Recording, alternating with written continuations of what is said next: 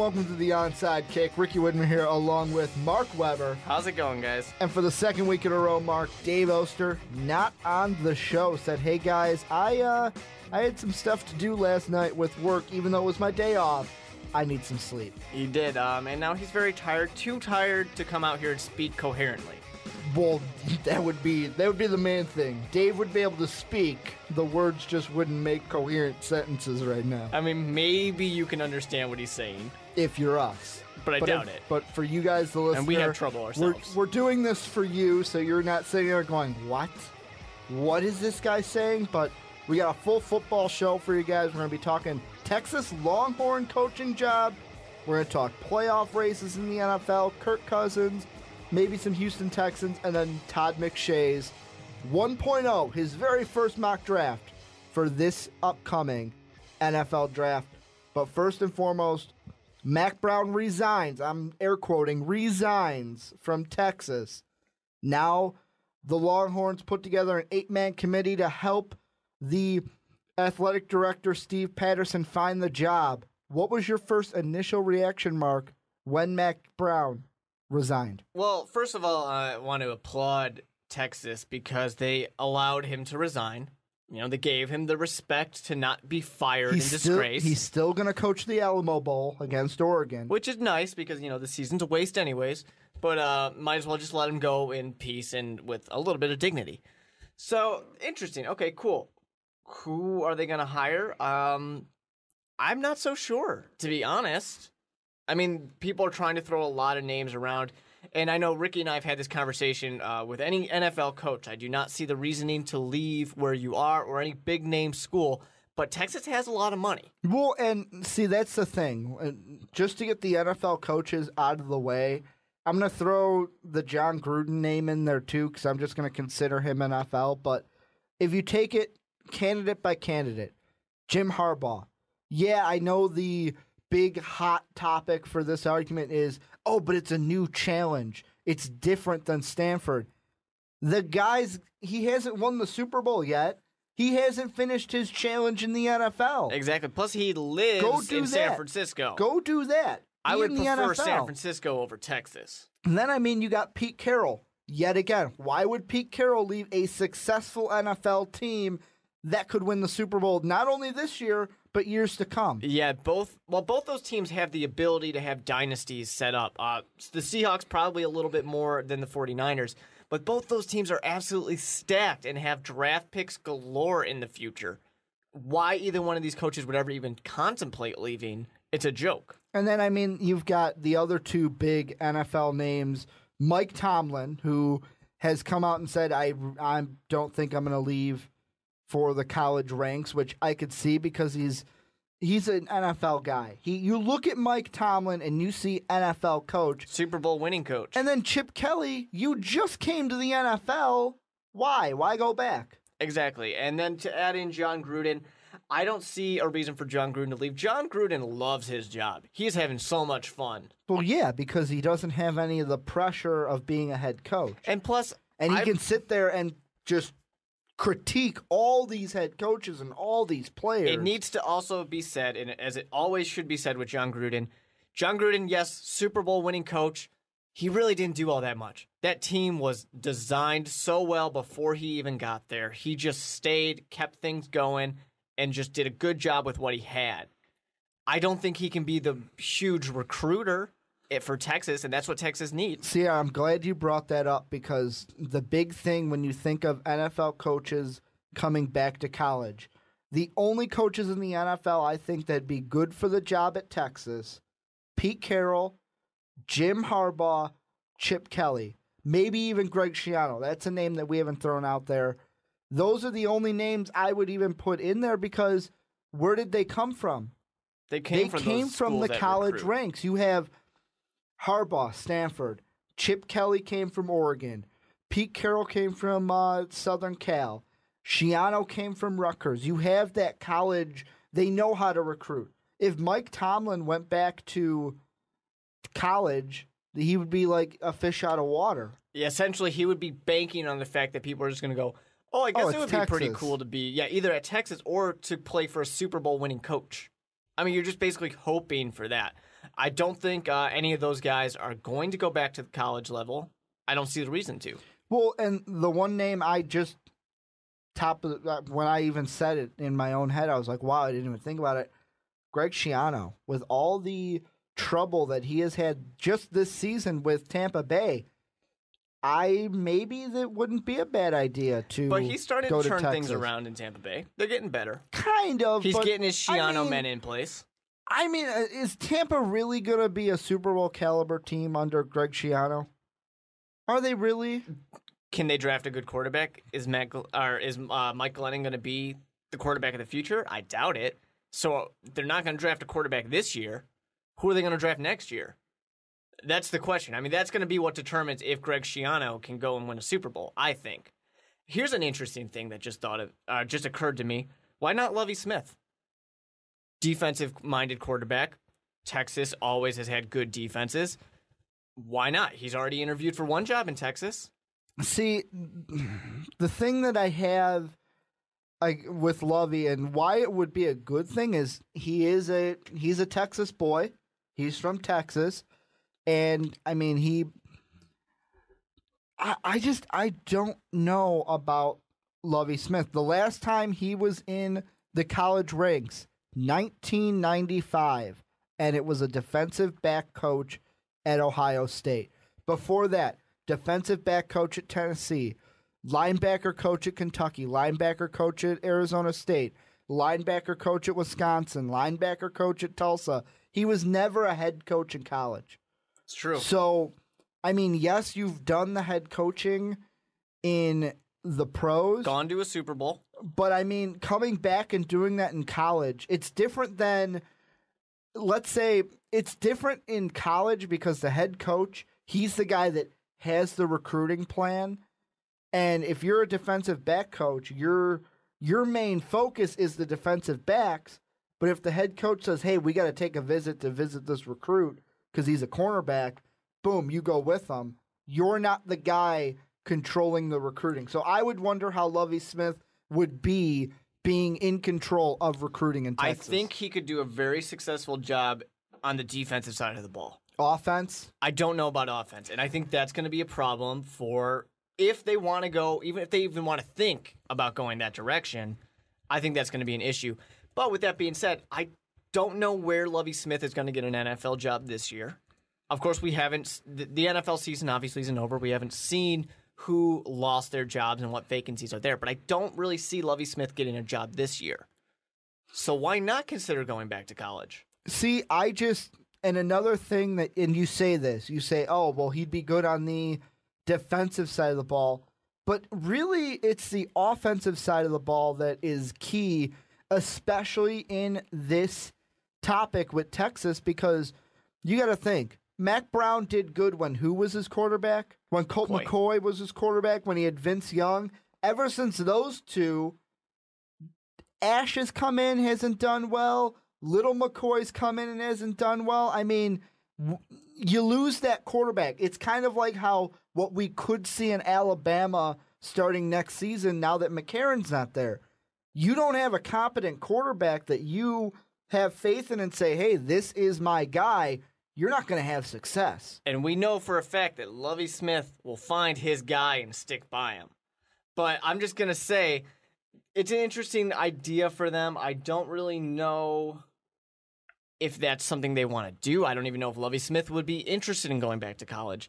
But for NFL coaches, I don't think it's any of those guys. Let's put them aside. Let's talk about college coaches. All the college coaches. The one, I'm just throwing his name out there, the guy that I would love to see take the reins of the Texas Longhorns is James Franklin, coach of Vanderbilt. Because if you look at Vanderbilt right now, yeah, they're in the SEC, but when you're talking SEC right now this season, Missouri, South Carolina, Auburn, Alabama, Vanderbilt at 8-4, 4-4 in the conference, they have not been the talk of the SEC. You've done good things with Vanderbilt. Why not take that and go to Forbes has listed Texas as the most expensive college franchise, the most popular, their most this, their most that. The money's in Texas. Everything is big in Texas. Why not go make that next step? I know Vanderbilt, you've been doing well, but you're not going to take over the SEC. No, you're not. Alabama, Auburn, the thing that Gus Malzahn has been able to do at Auburn, flipping around them, bringing them back to the top in the SEC, I think James Franklin, for me personally, he's my number one candidate. This 8-man selection committee that Texas has, that's who they should be gunning for, is Franklin. And you're going to pick him over Jimbo Fisher? Yes. And the reason being is I don't think Fisher, in the end, I think loyalty is going to be huge for Fisher because, yes, Seminoles are going to lose a lot of talent this season. It's the perfect time to leave. But I feel like loyalty, Jimbo Fisher is going to be like, I have a quarterback. He has his quarterback of the future that even if he does leave, if Winston leaves after next season, it's another season that he had success with. He's not going to have a quarterback in I almost said Houston, with the Longhorns. In Texas, he's not going to have that quarterback. Very true. Of course, he was able to recruit. This is a guy who was able to recruit one of the top talents to get Jameis Winston up there. I see no reason why he can't recruit more top talents to go to one of the top universities. Everybody wants to be a Longhorn, especially if you're from down south, you're in that Texas area. You're telling me you don't want to be a Texas Longhorn? You're going to come play for Jimbo Fisher, a guy who was able to have one of the most fantastic offenses. He was able to take a quarterback, redshirt freshman, and get him to win a Heisman. Mm-hmm. He can't do that for the Longhorns. I don't know. I think that's a pretty appealing offer. And I would rather be in Texas, one of the hearts of college football, than Florida. See, I feel like Jimbo is going to stay with Florida. And I mean, other than that, I mean, there's been words of Charlie Strong, Louisville head coach. Let's say Teddy Bridgewater leaves. It's a good time to leave again. If you're Charlie Strong, yes, it's been reported by CBS Sports that Strong has, and I quote, no interest in Texas' job, but why not? Maybe you're that Louisville. Changes if Bridgewater does leave. I mean, you say no interest. What does no interest mean? Is it Chip no Kelly interest had no if interest he stays? in the NFL at one time. Exactly, and then he got a better offer, essentially, to go to go coach Philadelphia. I think if Bridgewater leaves, what do you have in Louisville? I see no reason to stay there. Might as well leave and go to a better school like Florida. I mean, I don't know. For Louisville, there is the new conference. You're going to play in the ACC. You're going to be competing against a weakened Florida State. You can win that conference, but that's pretty much the peak right there. Mm-hmm. You can do bigger and better things over in the Big 12 with Texas. And I know I'm kind of harping at this James Franklin pick, but want to know the main reason why I like him as a candidate for this Texas job? Number one reason. What is your number one reason? Looking back at Vanderbilt football in 2009 and 2010, the 2 years before Franklin came to the Commodores. 0-8 in the SEC, 1-7 in the SEC, 2 straight 2-10 seasons. He comes in his first year in 2011, 6-7 season, 2-6 in the SEC. They lose to Cincinnati in the Liberty Bowl. 2012, 5-3 season in the SEC, 9-4 overall. They beat NC State in the Music City Bowl, and then this year, 8-4 overall, 4-4 in conference. They're playing Houston in the Compass Bowl. So I mean, right from the get-go, even though they didn't do well in conference, 3 bowl games, he flipped around a program basically in a year to bring them from 0-1 losses in the conference to a winning record in the toughest conference in football. Why can't he do the same in the Big 12? To me, the Big 12 is weaker than the Big 10, weaker than the Pac-12, weaker than the ACC, and weaker than the SEC. Definitely. You have a lot of potential to grow this team. And, I mean, obviously, we've been saying the recruiting's a big deal. But, I mean, we can't express enough how appealing it is for a young high school athlete to see Texas, the University of Texas, to see that letterhead when you get that paper, when you get that recruiting information. You see that, and you're pretty much sold. You see the Longhorns. Where else do you want to go? I mean, if you can get the right type of recruiting plan. It used to be like that back in the day, back when me and you were in high school and Texas was going up for the Rose Bowl with Vince Young and playing Alabama in the national title game. But now you look at it, and I kind of wonder, the 22 hard commits that Texas has right now, how many of those kids stay for signing day in February? How many of them stay now that Mac Brown is gone? I think, honestly, if you get a guy, I mean, you got your guy you like, I got my guy I like. I like Jimbo Fisher. I think you get a guy like him, very charismatic guy who can talk to these young high school athletes, or older high school athletes, talk to them and kind of get them on board and say, hey, you just saw what I did. Hopefully, national championship in arm. You saw what I did. I'm going to do that in Texas now. I'm bringing Texas back to being the powerhouse of the Big 12. Because right now, the Big 12 is prime for taking. Johnny Manziel's going to go. So Texas needs somebody to step up. Well, and I mean, you look at Texas, too. You say Texas is ripe for the taking.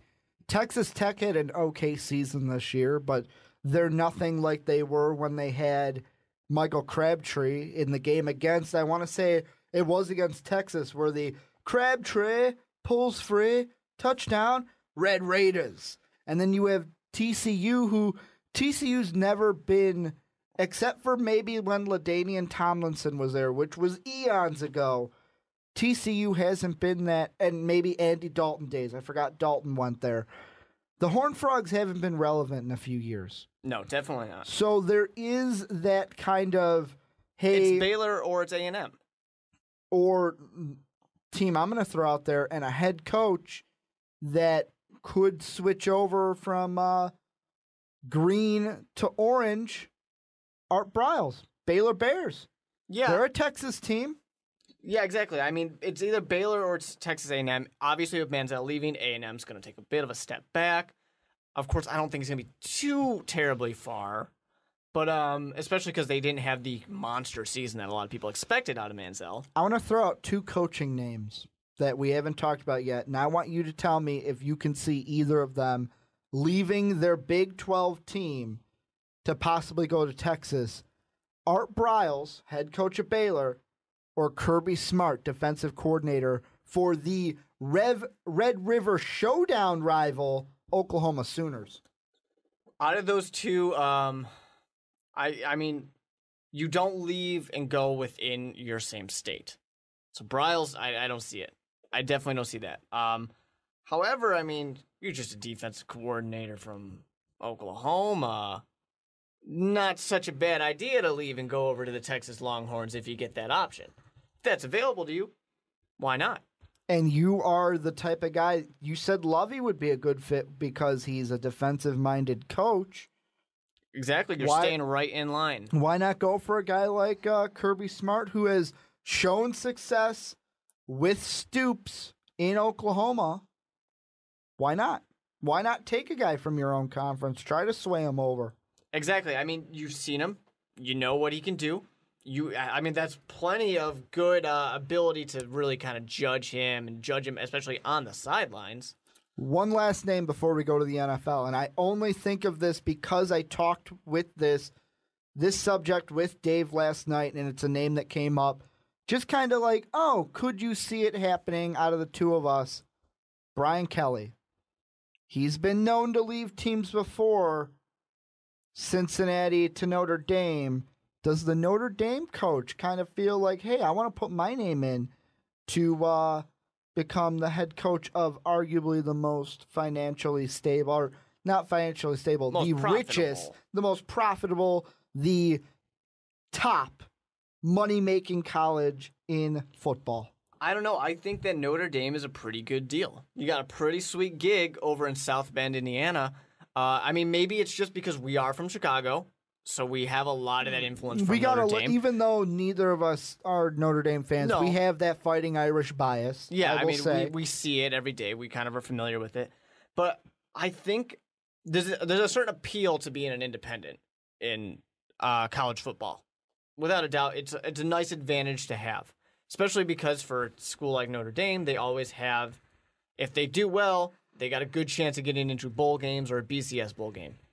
Now, I don't know, because he did almost leave. He at least contemplated it for a while, at least so says rumors, leaving after, last year with that great season, with Manti Te'o, and even they lost in the national championships, but they still had a phenomenal season. One thing you got to remember, though, about Notre Dame, starting next season, they're going to be partial members of the ACC.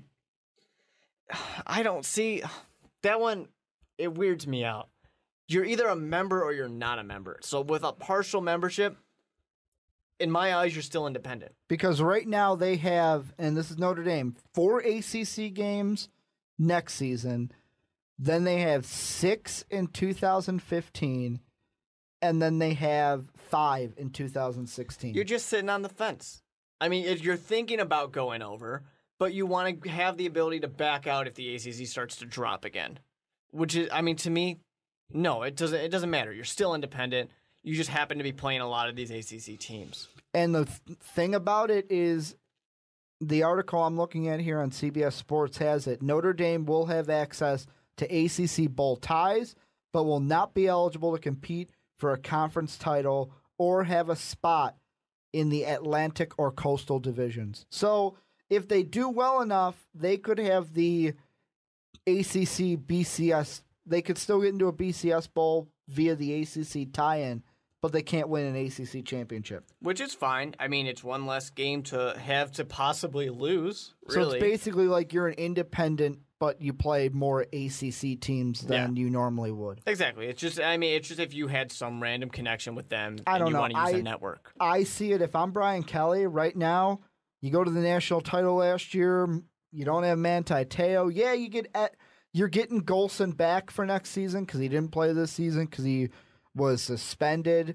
But I don't know, if you're Brian Kelly, you slide your name into the Texas discussion. It's worth thinking about. To do one of two things. Either think about going or try to do what Nick Saban did. Try to get some more money out of the Fighting Irish brash. I mean, why not? They definitely have kind of shown that they really want to keep him. Mm-hmm. Even last season they showed that. So, hey, if you can do it again, knock yourself out. Well, and now to move over into the NFL. One story before we get into all the... We're going to talk about 2 stories before we get into all the playoff scenarios that will go on this week and will continue in Week 17. Number 1 story, Kirk Cousins starts in Atlanta. Team loses because Mike Shanahan wanted to go for 2 instead of playing for overtime. The thing about Cousins, though, with that game, did he show you anything if you're a team looking for a quarterback that maybe, hey, we could trade for this guy? First of all, I want to say I like aggressive play calling. I don't mind going for 2. I don't mind going for the win. Especially between 2 teams that, what the hell? If we win, we win. Kirk Cousins looks like a genius. If we lose, we get a better draft pick. Honestly, what better time to try it out than in an actual game? Let's just see. Let's see how our team can do. Anyways, I wouldn't say that Kirk Cousins showed me so much to where I'm like, that's my guy. Let's go get him. But if I need a quarterback and I'm, out of the top 10, I'm thinking about it. I'm thinking about going for this guy. I'm thinking, can I get him for a 2nd-round pick? Maybe I can package in something else. Maybe like a second, a third, or a second and a conditional pick, or maybe 2 seconds and a conditional. Especially if I can get this guy to be my quarterback of the future and have him sit and watch for a year or 2, because I still think he needs a little bit of time to kind of develop mentally to be prepared. So if I can get that for a 2nd-round pick, I'm happy.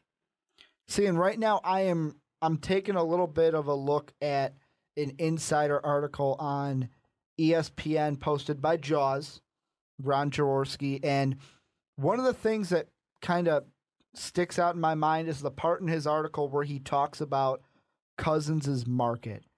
And he puts out teams like Bills, Jacksonville, Titans, Rams, Vikings, Jets, Browns, Raiders, and Texas. All teams that will need quarterbacks. Do any of those teams this offseason go to trade for Cousins instead of going towards the draft or free agency. One team that kind of pops out in my mind is the Bills, because are you looking at E.J. Manuel and saying he's kind of injury prone?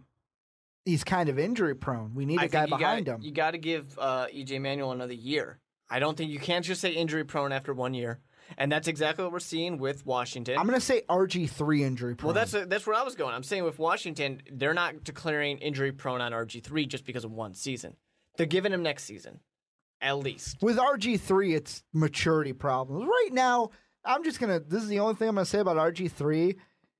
Him and his head coach aren't talking. Like, oh, I'm not going to talk to you. Really? That's a mature quarterback? I mean, there's some of that on each side. I just want to say that's a mature quarterback. That's a mature coach? That's what I want to throw out there. That's a mature coach? That's what I want to throw out there. RG3 is not a mature player. Shanahan. I don't know about that mature head coach I just wanted to say that about RG3. Just wanted to get that off my chest. That's all I wanted to say. Go ahead.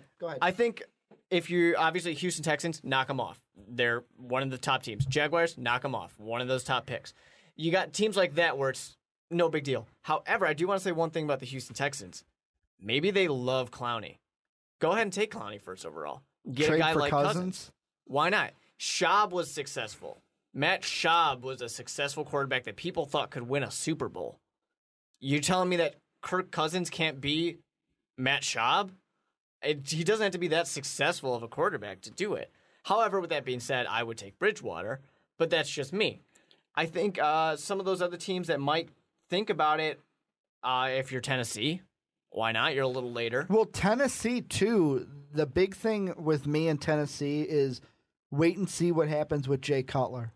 Because to me, if Jay Cutler does not sign with the Bears, and the Bears do not franchise tag him, which is like 1%, I know. Yeah, they're probably not going to dedicate that much money. I see Jay Cutler, if he just walks out of Chicago, going to the Titans. He's familiar with the area, and I don't know. I mean, there will be other teams that give him offers and that, give him a phone call at least. But Tennessee Titans is very appealing for Jay Cutler. I think they're also a team that might be appealing to look at a guy like Kirk Cousins. Hell, they could even get Kirk Cousins and Jay Cutler and let Kirk Cousins learn behind a guy. It's a possible option. Of course, if you're Kirk Cousins, I don't know if you're happy with that because you might not want to learn behind another guy as you just sat behind RG3 for all this time. See, and one of the things I'm looking at here on the Jaws article, I'm going to read a portion, and the reason why I'm reading this portion is because it's about a team that he says should be good with their quarterback, but I know us, and especially Dave, who's not here, has strong feelings about this quarterback. He says, and I quote, likewise, the Rams should be set when Sam Bradford gets healthy again, and they have a ton of draft picks to select another quarterback if they want to improve their insurance policy by adding an affordable rookie, end quote. Why add a rookie? Why not trade some of those picks to get Cousins? That's my thing. I mean, I don't know. I'm not completely against Sam Bradford. I'm not convinced. I'm leaning more towards the Dave train of Sam Bradford might not be the right guy. When healthy, he's been very successful with the team. Limitedly successful because of what they have. Give or take. I'm starting to see... He did almost get them in his rookie year in the playoffs. I'm starting to see what Dave has been talking about how the Rams and Sam Bradford might not be what it's all cracked up to be. Which is fine because Sam Bradford can go somewhere else. His last game was against the Panthers, which was week 7. And since then, the Rams have won more games. Or no, I'm sorry, the same amount of games with and without. But they've looked better. Look at that game against the Bears. They got more speed. Look at that game against the Colts. Looked a lot better than their wins against Houston, Jacksonville, and Arizona when they had Sammy. Definitely. I mean, it's taken a while for that kind of or the win guys last like Tavon week. Austin to really show up. The win last week against New Orleans. Definitely. So, I mean, I don't know. If you're them, I'm not completely against giving Sam Bradford another shot. I'm not completely opposed to letting him go somewhere else. Tell the listeners what I'm doing with my hands right now. He's giving his Johnny Manziel money sign right now. The Johnny Manziel, that's what it's all about. In this situation, that's what it's all about. Look at how much money you're paying Sam Bradford. He was one of those last quarterbacks. If you can get a guy contracts. like Cousins, or even looking at the draft, Teddy Bridgewater on the fence, may or may not, but I'm putting his name in there. Bridgewater, Manziel, Carr, Bortles, and Brett Hundley. Right now, you're projected to have the second overall pick in the NFL draft.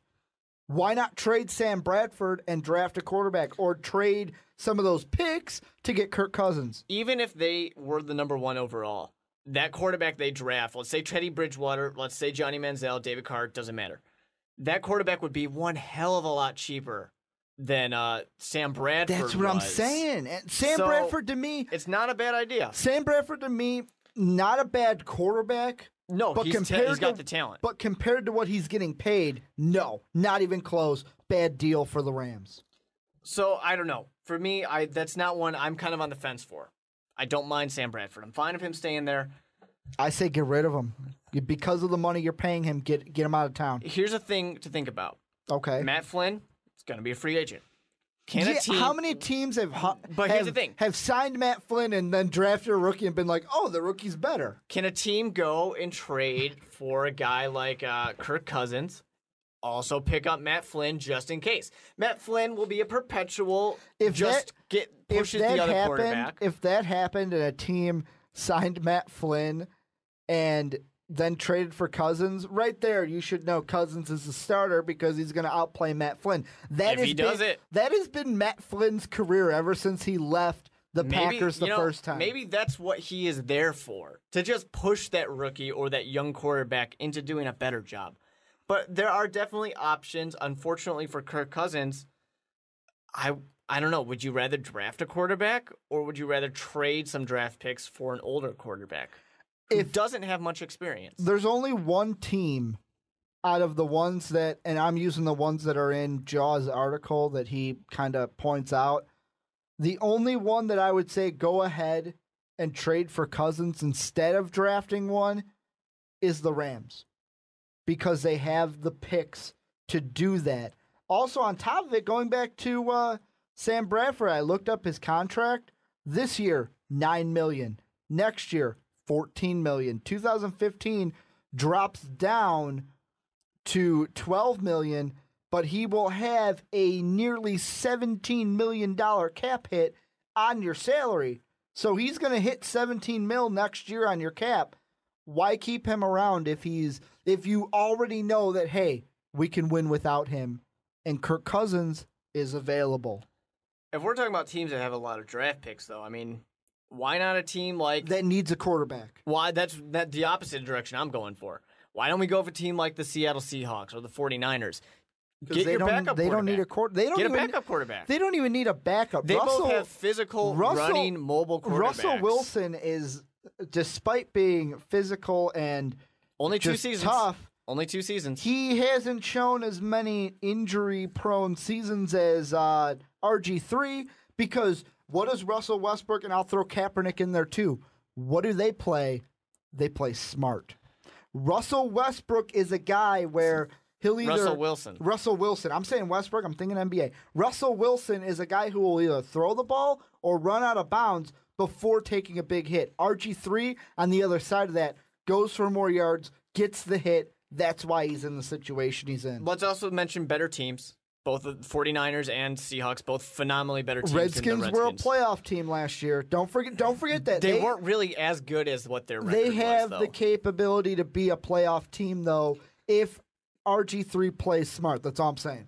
I disagree with that. I think the reason they got into the playoffs was because RG3 didn't play smart, because he put his body on the line all the time and just happened to be able to handle it. I think that's why they got into the playoffs. Same reason why Terrell Pryor was able to win a starting job in Oakland. He put his body on the line. Until he lost it again to a guy that I absolutely love in Matt McGloin, the guy out of Penn State. Yeah, he's doing a fine job. I mean, that's the thing. It's the same thing with Michael Vick. Michael Vick can get you into the playoffs if he puts his body on the line, but he won't survive it. One short thing I will say about McGloin is when I saw him in the preseason game against the Bears, something in me said he's probably not going to see the playing time, but there's going to be something special about this kid. Yeah, I mean, he's definitely played well, but that's the same thing with the Oakland Raiders. McGloin, take a seat back. We're probably going to be drafting a quarterback. Well, and that kind of, I'm just going to say, let's go right into it because we've kind of been talking about it anyways. Todd McShay's first mock draft for 2014 came out, and I know we've been looking at a few mock drafts from Fansided, CBS Sports, all over. Now we finally have one on ESPN, and what happens? We criticize all these mock drafts for what quarterbacks are taken here, and then McShay has 4 in the top 6, with Bridgewater going to Houston, Blake Bortles out of Central Florida going 3 to the Raiders, Manziel going to the Jaguars, and Derek Carr going to the Browns. 4 quarterbacks in the top 10, I am fine with that. Last year, we did not even see the top 10, the top 6. Yeah, but my thing that I've always been saying is in the top 10 of this draft, there will be 4 quarterbacks taken. Honestly, I wouldn't be surprised if there was 5 quarterbacks taken in the first round. But who's the 5th? 5th quarterback, you're going to have someone squeeze in there. There's always a guy who shows up at the combines and shows up. You're hoping that it's Jordan Lynch, aren't you? No, I'm hoping we can lock Jordan Lynch up for the Chicago Bears in the 3rd or 4th round, personally. But that's just me. That's me being a homer. But I think there's always that guy who shows up and impresses, and I think someone can squeeze in there. But last year, how many quarterbacks taken in the first round? I don't know, 1. So this year, we have all these new openings of all these talented quarterbacks. It's about time we have another run. And I also like how all you hear is, like, whenever you hear anything about the draft this year, people say, oh, well, it's a weak year for quarterbacks. This year seems like a weak year for quarterbacks. Yet, in his first mock draft, Todd McShay has 6 quarterbacks in the top, or 4 quarterbacks in the top 6 picks. Definitely. It's an interesting situation. I mean, you got a guy, obviously, I love all those guys that he's got towards the top. I'm a fan of all of them. See, my only thing, though, is I kind of agree with, and I don't do this often, but I kind of agree with Mel Kiper Jr. about Blake Bortles, where number 3 overall. I like Bortles. I think he's going to be one of the better quarterbacks of this draft. I like him too, but to me, he's more of a late first, early second. He's not a top 3 pick to me. I mean, if he's winning games, what's the difference? And if you're Oakland, if you're really going to go with a quarterback, wouldn't you go with Johnny Manziel over Bortles? Probably. Yeah, I know Bortles has... Outside of a mock draft, probably yes. Like, I'm looking at Todd McShay's analysis of Bortles, and he has, from what McShay says, good size, good arm strength, good accuracy. But the most important part about Bortles, and I think this is what teams are going to look at with him, and I quote, has proven he can win from inside the pocket. Very important. Look at the games. Not for Oakland. Look at the games he's had this season against Louisville. He had a big win against Penn State earlier in the year. Guy's a proven winner. He won't do well with a team like Oakland that doesn't have an offensive line, though. That's the problem, and that's why I think you need, if you're Oakland Raiders, Manziel's your guy. Get him because he can move. We talked about him maybe 2 seconds ago. McGloin. What if the Raiders decide he's our guy? I doubt they will. You have Terrell Pryor. You have Matt McGloin. Do you really need to add another quarterback to this controversy? There's some important pieces that you could pick up early on. Jadeveon Clowney helped that defense out. You could take a linebacker like Anthony Barr out of UCLA. Maybe another outside linebacker, help your Khalil quarterback Mack. out. Get yourself a wide receiver. Hey, if he's there, and this is only if he's there because Todd McShay has him going number 2 to the St. Louis Rams. If Jake Matthews out of Texas A&M is there at the number 3 pick, that's who the Raiders need to go with. Help the quarterback out before you go and draft a guy that you think is going to be the franchise. Now, talking about quarterbacks, I'm just a little curious here, Ricky. A.J. McCarron. What round you got him, Drew? What round do I have A.J. Where would in? you take A.J. McCarron if you were going to take him? The highest, I'd take him in the 2nd round, but realistically, I see A.J. McCarron 3rd round. in my head, 3rd round. But if I had to stretch, I would go 2nd round for the kid. Do you think anyone might stretch up there, might trade up into the 1st round for him? I don't know, because there's nothing about A.J. McCarron that screams sexy draft pick. He's the guy that he does have national championships. When you looked at the Heisman this year, when they did all the commercials, the biggest thing they said about A.J., the proven winner. That's the biggest thing on his resume. He wins games. It's not flashy. He doesn't talk a lot. He just goes out there and wins. I like him as a quarterback, but he's not a sexy pick. When you were saying guys that could see their name climb up towards draft day, quarterbacks that I'm seeing that could see their names after the combine come up. David Fales, San Jose State. Jim Garpaluo, I'm going to say this name again. Garoppolo out of Eastern Illinois. Those are 2 guys that remind me very much of the Joe Flacco, the Tony Romo, the small school guy getting up there and making a name for himself. I don't know, though. This quarterback, I feel like we're going to have a lot of quarterbacks that were not talked about but make big headway. It'll be interesting to see. I mean, I don't know. It's one of those seasons, and it's going to be one of those off seasons where there's a lot of change in quarterbacks, it seems like. It's going to be a lot of new teams that need quarterbacks. They got their rookie quarterbacks starting. There's going to be teams that have question marks of, hey, which one really is our starter? Maybe there are the trades for Kirk Cousins, things like that. It's going to be interesting to see. I mean, we're here in Chicago right now, and we have a lot of questions about our quarterback situation as well. Hell, I mean, I'm looking right now. The 18th ranked quarterback for ESPN right now in the draft is a guy by the name of Jeff Matthews out of Cornell. Ivy League quarterback getting his name in the draft ranks. Go back to some Fitz magic for your Ivy League quarterbacks. He's doing some wonderful things. But, getting back to the rest of Todd McShay's first mock draft for this year's NFL draft, some notable things in my mind. He has the Falcons at number 5 going with Jadeveon Clowney.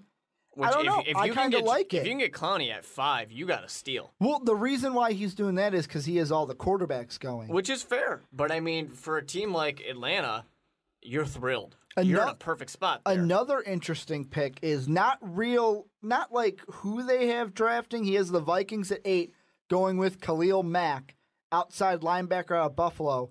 Not surprising about who they're taking, but surprising that it's not a quarterback. Because me as a Vikings fan, I could see it on draft day, the Vikings going quarterback with the 1st round pick. I completely agree with you. And I said it half jokingly to you before. A.J. McCarron seems like he might be there. I mean, I don't know. It's just they're later on. A lot of the quarterbacks will have already been taken. Interesting situation for them. I don't know, though. With A.J. McCarron, there are a few guys, to me personally, that if at number 8, if we were sitting for a quarterback, you have Zach Mettenberger, guy out of LSU. No, I don't trust Yes, Mettenberger. he has a knee injury right now. He is the 4th ranked quarterback on ESPN. You also have Brett Hundley out of UCLA, Aaron Murray out of Georgia, I think Taj Boyd out of Clemson. Despite the record that your Minnesota Vikings are floating around right now, they're a better team than that record. They have a lot of young talent. Well, they were just in the playoffs last season. There was one website that did research that if NFL games were played in 59 minutes instead of 60, the Vikings would have 9 wins right now. That's how many games we have lost in the last minute. And that's just horrendous. But I mean, the first Bears game was one of them. It's true. We were talking about A.J. McCarron before, and I know we're talking about him a lot right now, which is surprising because he's the quarterback we're talking the most about. I feel like A.J. to me is going to be a Ryan Mallett type quarterback. He's going to be drafted behind a guy like Tom Brady and just be a backup. I'm just saying right now, the thing you said about A.J. McCarron is he's a winner. He wins games. a team like the Minnesota Vikings, I mean, the reason why they were able to go for Christian Ponder, A, because he was there and they reached, but also because he didn't need to do that much. He just needed to be competent and not make mistakes. If McCarron's your guy in Minnesota, you can wait until the second round, I think. You probably can. I think you can, with how high our second round pick will probably be. If McCarron's your guy with the Vikings, wait for the second round. You don't need to go grab him at number 8. And like we said, with the losing a lot of games in the last minute, that's a defensive problem, obviously. You need to fix that right now. Go after some defensive players early on, especially if you guys are 8th right now? I think you guys are projected to be number 8 right now. You can get a great defensive player at number 8. Well, and 3 more picks because we're just going down this mock draft. Some more that I like. I don't know about you. Number 11, New York Giants. Todd McShay has the Giants going with C.J. Mosley, outside linebacker out of Bama. And, obviously, I mean, the Giants are an interesting one because obviously the Giants. Will Coughlin be there? That's the question. That's always a question. And who are the Giants? That's the question we have to ask ourselves every year. Are they going to be the good Giants or the bad Giants? They need some defensive help. They're getting things together right now, but they were awful. And part of it was Eli Manning got off to a bad start. Is what it is. It's just the quarterback that he is. Sometimes he has the worst mistakes and makes plenty of Manning faces. Manning faces. Oh, I can't. The thing about Eli, and this is just me personally, why did in the league, yes, I'm in the championship right now in fantasy, why did I draft him? Oh, don't worry. I drafted him multiple times. Why did I draft him? That was my question. Many times. I always draft him as at least he'll do well later on in the season. Is always what I figure. He helps out in playoffs. That was my question. Why? But 2 more, just going down this mock draft. 13 and 15, 2 wide receivers off the board for Todd McShay. He has the Jets going with Sammy Watkins out of Clemson. And they really need a wide receiver. And a surprising one for me because I would picture they'd go with a defensive guy. He's got the Lions at 15 going with Marquise Lee. The thing about the Lions... Wide receiver, Southern Cal. There's other issues the Lions need to address. That's true. You have Megatron. But you have Megatron. And I know that's the sentence. And I know I know you drafted Ryan Broyles thinking that he was going to do something. He's not number 2. And I mean, yes, your second. You have Ogletree. You got Nate Burleson, some Durham. I could see why they would want a wide receiver, but do you have to take Marquise Lee so early? Here's the thing, though. All right, and I know it's a little different because we took him in the second, but Alshon Jeffrey for the Chicago Bears, they have Brandon Marshall on one side, Alshon Jeffrey on the other side, and also Martellus Bennett. 3 guys, 6'3", 6'4", and I believe 6'2". Mm-hmm. Not in that exact order of what I named them. But maybe the Lions see that because they see it twice a year and go, damn, that's pretty nice. The only reason the Chicago Bears are winning this division is Alshon Jeffrey right now because of those monster catches he's been able to pull off. Maybe they think, well, let's go get us another guy. We got Megatron already. Let's get us someone else that's tall that can jump as well. See, I don't know, though, because I'm sitting here looking at the wide receivers that are going to be in the draft. Paul Richardson out of Colorado. I like Kelvin Benjamin out of Florida State. You have Tevin Reese out of Baylor. I like these guys a little bit more than taking and I like Reese a lot too. Taking Marquise Lee in the first round. But I'm going to throw a question at you, wide receiver versus wide receiver. Let's say the Lions do find themselves with the 15 pick. If they're going to go wide receiver, who would you rather have? Marquise Lee, USC, Mike Evans, Texas A&M. Johnny Manziel's main target. That's an interesting one. I mean, I kind of do like to go with Evans. I do. I think I'm leaning towards that. And part of it is you have a guy who he's on a team that's fairly successful. Not extremely successful, but fairly successful. And he's part of the reason to help out a Heisman winner, Johnny Manziel. I mean, right there, that's a pretty good deal. With the USC type of thing, USC doesn't impress me. I'm going to go Lee, and you want to know why? Because you were going to talk about USC. what are their games? Lee's is built on speed. Evans is more built on him being 6'4", 220 pounds. Which that's just enough now in the NFL. Todd McShay says here, and I quote, "If you watch Alshon Jeffrey play for the Chicago Bears this season, you'll get an idea of what makes Evans so intriguing." End quote. So he's basically comparing Evans to Alshon. But you already have Megatron. Megatron already does what, quote-unquote, Alshon's doing for the Bears. Chicago Bears already got Brandon Marshall the same time they got Alshon Why not Jeffrey. go for a speed guy to kind of match up across the field with Megatron? So who are you going to guard? The guy I can go just throw it up, go get it, or the speedster? I mean, really, it's tough. I mean, they're both solid options. It really just depends on what you think you want to do. However, I'm a Chicago Bears fan. I'm a fan of the throw it up and let them get it. Well, because you have 2 wide receivers that can do that. And a tight end. And a tight end. You got Martellus Look Bennett. at me. I'm a Chicago Bears fan, and I'm bragging about something. And it's not even defensive related. Well, speaking of the Bears, Todd McShay, 21st pick overall. Dominique Easley, defensive lineman out of where? Oh, you guessed it. It's a Florida pick. Yeah, we like Florida picks in Chicago. Yeah, but you got to remember, like, Lovey liked to pick Florida guys. Well, Mark Trustman want to pick Florida guys. Lovey was the I'll pick a Florida guy. You picked, what, 5 of them in the Rex Grossman draft? We pick as many as possible. I mean, if they're there, we'll take them. But I think we need a lot of help on our defensive line. It's not even an I think sentence. That is a fact. We need a lot of help. We got Julius Peppers out there, and he can't get to the quarterback. Would you rather have an end or a tackle? Tackle. See, if you're going tackle, and I don't know, I really like, if you're sitting there 21, I only say this because Todd McShay has this defensive tackle going 22 to the Dolphins.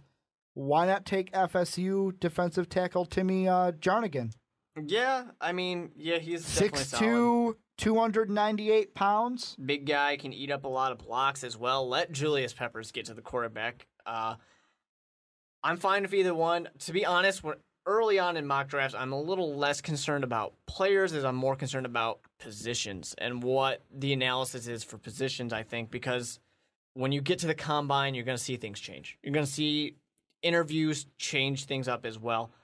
However, right now, we're just basing it off of their college play. Exactly. I do think, and this is the one thing I wanted and I didn't get out of our last draft, a cornerback.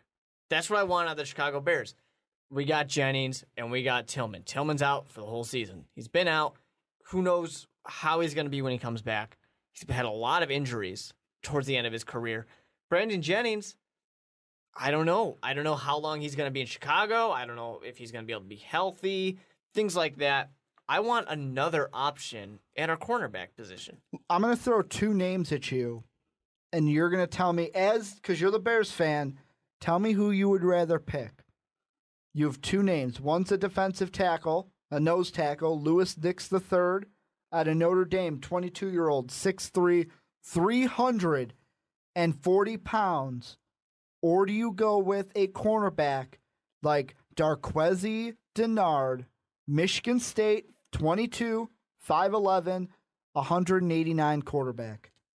Yeah, I have to do it. I have to go with the cornerback because the problem is, first of all, I mean, huge guy at the defensive line to just plug up holes and eat up blocks. That's fantastic.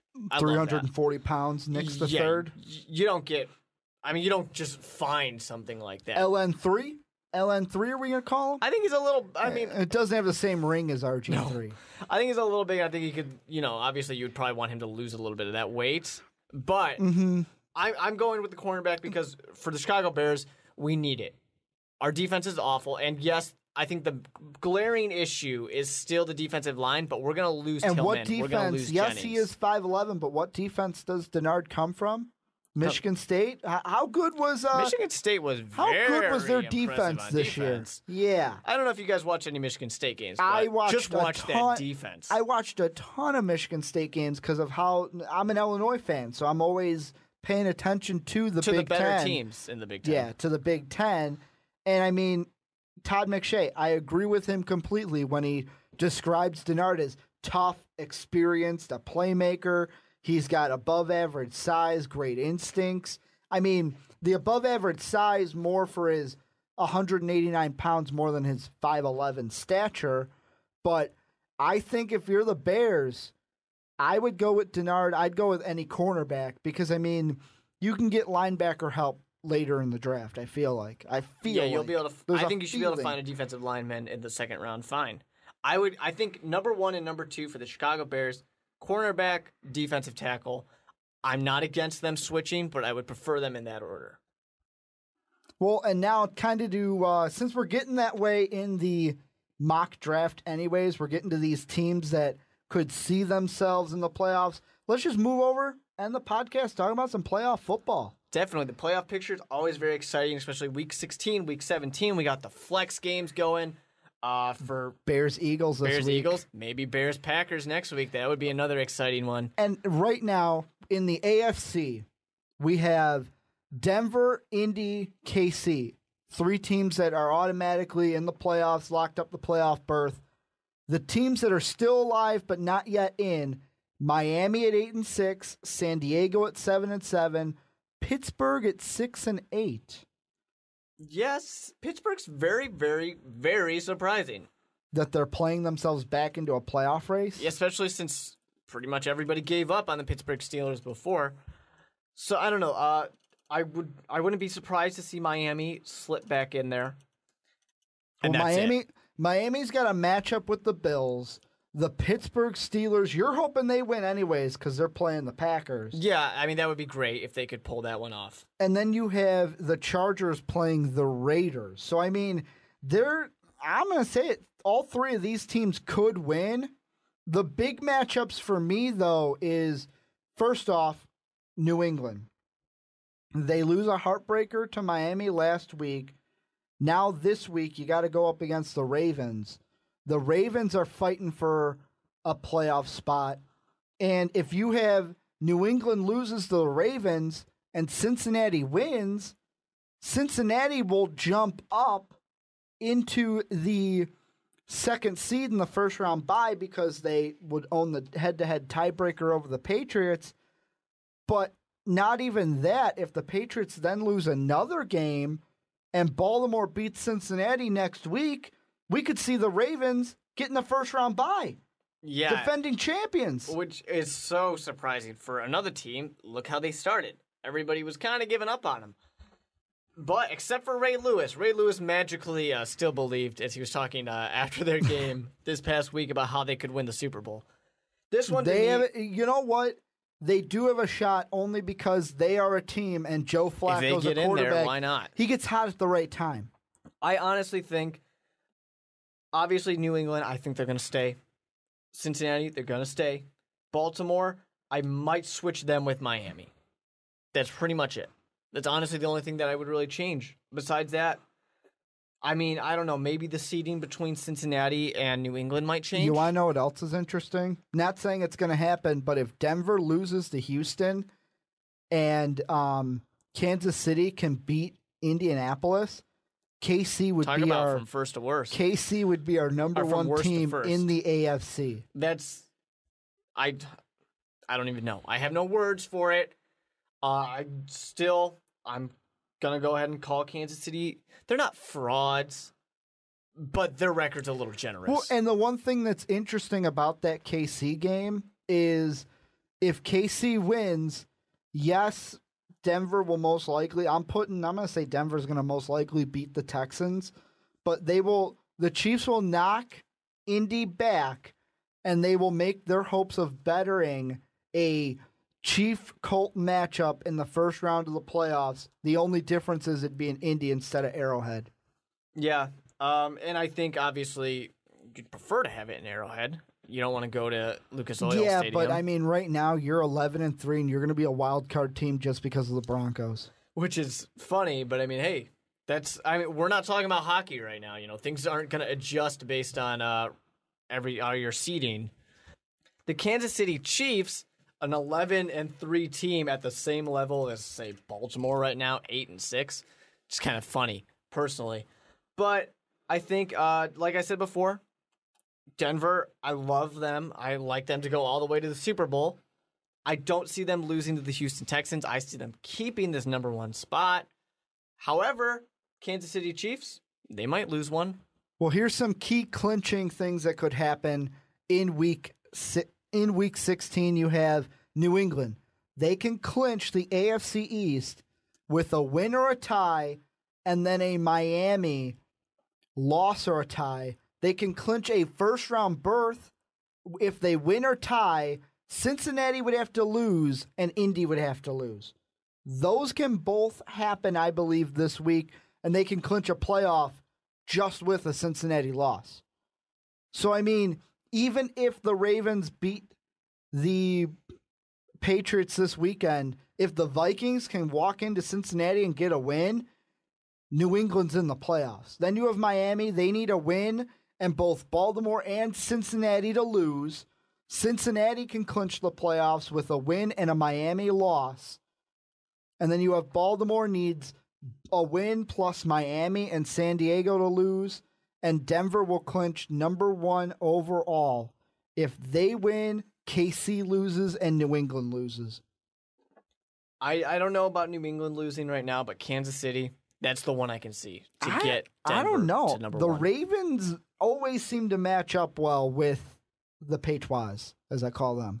Yeah, they definitely do. But after that heartbreaking loss, Tom Brady's not going to let that happen again. The Ravens coming off of a mere miraculous win in Ford Field where they won off of Justin Tucker. If you haven't seen the Wikipedia page, it's not there anymore, but apparently his jewels grew to the biggest size documented in American history. You think that would make it more difficult to kick a long, 63-yard field goal? 61-yard field goal. 61-yard field goal, but I guess not. Well, and moving over to the NFC, because we're running a little bit low on time, we have Seattle and New Orleans 1-2. The Bears and the Eagles, interesting game this week. They're in the playoffs. And then the Niners and the Panthers with Arizona, Green Bay, Detroit, and Dallas all in the hunt. Yeah, this is what it's really coming down to. It's a lot of fun because the NFC East, very much up for grabs. The NFC North, very much up for grabs. Well, it's basically 2 divisions, and then you have Arizona saying, will the Panthers or the 49ers slip? There's exactly. If you're Arizona right now, you're saying, please, please, please. It's funny to me because you can have an 11-5 team of Arizona not make the playoffs because of how good their division is. That's amazing to me. 11-5 team, and you're not going to make the playoffs? Well, Arizona this week, they will face off against the Seahawks. Very difficult. In Seattle. Very difficult. And then they have San Fran next week at home. So, all likelihood, they probably aren't going to win both those games. Maybe not. But it's possible. I just think it's an interesting thing to point out.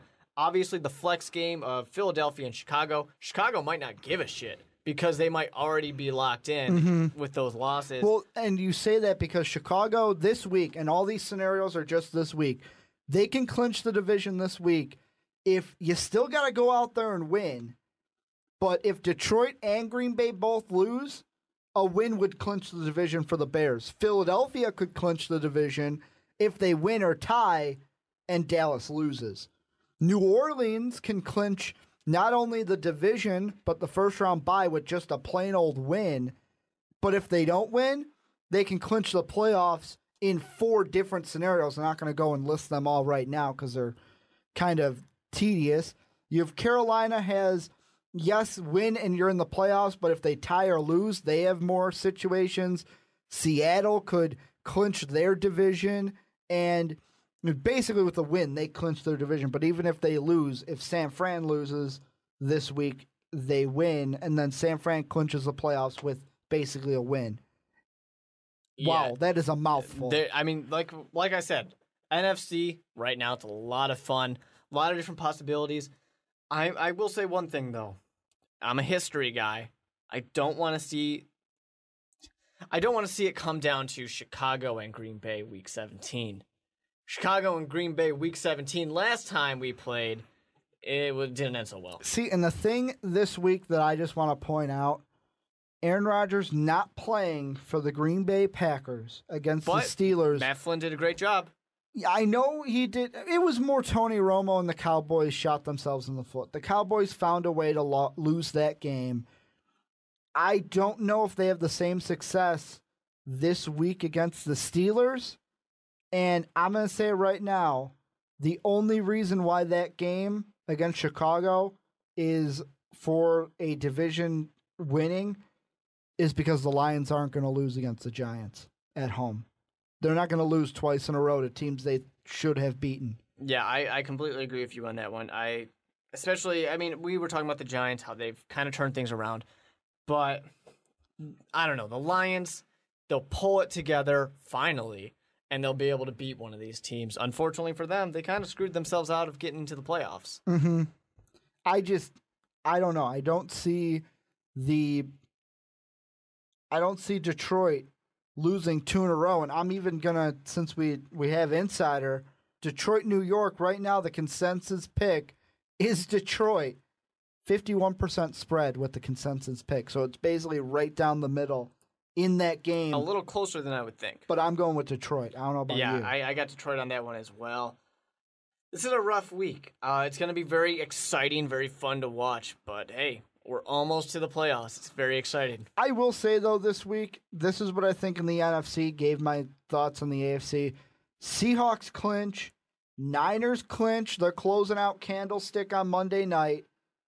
The Panthers will move up to the 2nd seed with a win over the Saints, and the Bears will beat Philly. I would be happy with all of that. I really would. That Chicago-Philadelphia game worries me. As a Bears fan, who would you rather play, the Saints or the Panthers? Panthers.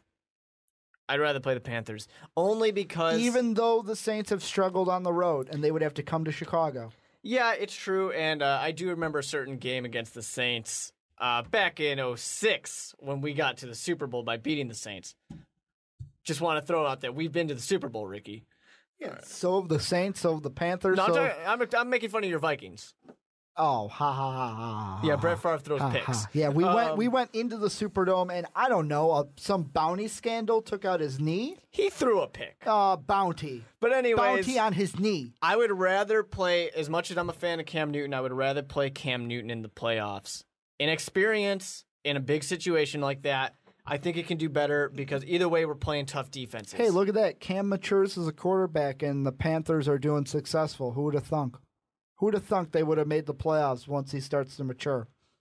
Well, that's going to do it for the Onside Kick this week. Don't forget to hit that subscribe button if you're listening to us on YouTube. And also, don't forget to leave those comments down below. Do you agree with us? Do you disagree with us? We love to hear what you have to say. Also, like us on Facebook at facebook.com/The Onside Kick. And follow us on Twitter at Onside Kick Real. And as always, have a good day, everybody.